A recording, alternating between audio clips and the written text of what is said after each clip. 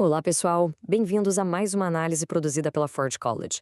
Na nossa última sessão, a gente desvendou as estratégias de particionamento de dados no Cloudbreak, falando bastante sobre hashes determinísticos e divisão por intervalos. Mas olha só, ter um mapa estático da arquitetura, por mais perfeito que ele seja, é só metade da batalha, né? Navegar por ele no meio de uma avalanche de transações dinâmicas é uma história completamente diferente. Então hoje, o nosso foco é explorar exatamente a localização de partições e padrões de acesso, entendendo como o Cloudbreak rastreia tudo isso de forma dinâmica e, claro, em tempo real. Bom, o nosso roteiro de hoje está bem direto ao ponto para entender como essas chaves lógicas são roteadas para o armazenamento físico. Vamos passar por o desafio da localização, o modelo do correio, 3 mecanismos de busca, as diferenças entre caminhos de leitura e escrita, como lidar com os temidos hotspots e fechar com conclusão e próximos passos. Vamos lá? Ponto 1. O desafio da localização. Encontrando dados em tempo real. Com aquele design estático das partições implementado, a gente esbarra na pergunta central. Como é que os clientes do sistema descobrem a partição correta no exato milissegundo em que precisam dela, sem se perderem em um emaranhado de mapas desatualizados? Em uma arquitetura distribuída, os limites dos dados estão mudando o tempo todo por causa de picos de uso. Se a busca por essa partição for lenta, a latência do sistema inteiro vai lá para o teto.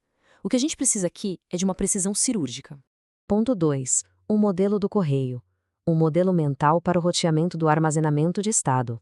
Para tirar essa ideia técnica complexa do papel e deixar tudo super intuitivo, vamos imaginar uma metrópole gigante e caótica sendo gerenciada por um serviço de correios incrivelmente organizado. A analogia é brilhante. As partições físicas onde os dados moram são os bairros dessa cidade.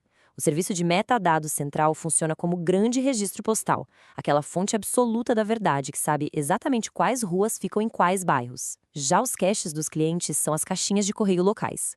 Se os limites dos bairros não mudarem, a entrega usando só a memória local voa. Mas, se a prefeitura decidir redividir a área, confiar naquela caixa postal antiga, com certeza vai fazer a correspondência parar no lugar errado. Ponto 3. 3 mecanismos de busca. As ferramentas para achar o endereço. Assim como um carteiro escolhe a melhor ferramenta para o trabalho, o Cloudbreak não trata todas as buscas do mesmo jeito. O grande lance aqui é o trade-off de cada operação. O mapeamento direto tem a menor latência possível. É tipo saber um CEP de cabeça. Só que o risco de falha é enorme se rolar um resharding na rede. Já o modelo orientado por metadados olha para os caches ou para o serviço central. A latência aí é média e o risco cai bastante, o que é ideal para topologias mais dinâmicas. E, por último, a busca assistida por coordenador. Essa é como ligar desesperadamente para o chefe dos correios no meio de uma reestruturação urbana. Demora um pouco mais, claro, mas a exatidão é simplesmente impecável. Ponto 4. Caminhos de leitura versus escrita. Velocidade contra correção. Na prática, o tráfego de dados é uma montanha-russa, não é nada homogêneo, e é fascinante notar a tensão estrutural aqui. O caminho de leitura prioriza a velocidade pura acima de qualquer coisa, usando os caches de forma super agressiva e topando uma consistência eventual. Mas o caminho de escrita exige correção rigorosa. Afinal de contas, não tem como a gente gravar o saldo financeiro de uma transação no nó errado, não é mesmo? Por conta disso, a escrita frequentemente ignora os caches e vai direto buscar os dados autoritativos centrais, aceitando uma latência um pouquinho maior para garantir uma segurança inegociável. Ponto 5. Lidando com hotspots. O teste de estresse do sistema. É aqui que a gente vê a arquitetura suando a camisa de verdade. O que rola quando o lançamento de um token atrai uma quantidade absurda de tráfego para um local só, criando um verdadeiro engarrafamento na rede?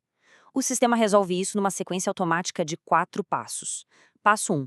Os sensores detectam um hotspot. Passo 2. Um split é disparado, literalmente cortando aquele quarteirão congestionado ao meio para aliviar a carga.